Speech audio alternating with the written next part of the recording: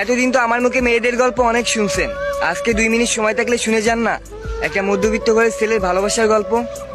একটা মধ্যবিত্ত ঘরের ছেলে একটা মেয়ের জন্য কি করতে পারে। একটা ছেলে ছোটকালে বাবাকে হারাই ফেলছিল, বাবা মারা গেছিল, যাওয়ার পরে নিজে কাজ করে পরিবারের মানুষগুলোর দেখাশোনা করত, নিজে পড়ালেখা করত। পড়ালেখা করতে করতে হঠাৎ ক্লাসে একটা মেয়েরই ভালোবেসে ফেলছিল। তাদের রিলেশনটা 4 বছরের ছিল, আর এই 4 বছরের রিলেশনের মধ্যে অনেকবার তাদের দেখা হয়েছে, পাশাপাশি বসা হয়েছে। হঠাৎ একদিন মেয়েটার পরিবার থেকে ছেলেটাকে কল দিছিল। মেয়েটার মা কল দিয়ে বলতেছে, কি শুরু করছো এগুলা, আমার মেয়ের পিছনে কেন পড়ে আসছো, ভুলে যাও তাকে। ছেলেটা চুপচাপ শুনলো, কারণ গার্লফ্রেন্ডের মা মানেই তার মা, কিছু বলা যাবে না, খারাপ ব্যবহার তো করাই যাবে না। সবকিছু শেষে এটাই বললো, আমার মেয়েকে আমি সরকারি চাকরিজীবী ছেলে ছাড়া কোনো বেকার ছেলের সাথে বিয়ে দিব না। আর সবচেয়ে বড় কথা, তুমি এতিম। তারপরেও বাবা কিছুই রেখে যেতে পারিনি।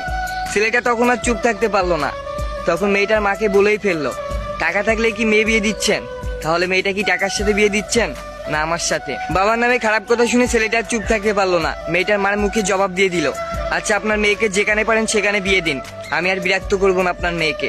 কলটা রেখে দিল।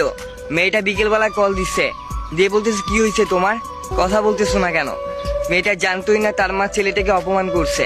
ছেলেটা যাটা ভাবে মেয়েটাকে কথা শোনাইছিল, আমার অপমান করতে তোমার এত ভালো লাগে, নিজে মাকে দিয়ে অপমান করাইলা, কি দরকার ছিল রিলেশনে আসা, তখনই বলে দিতা।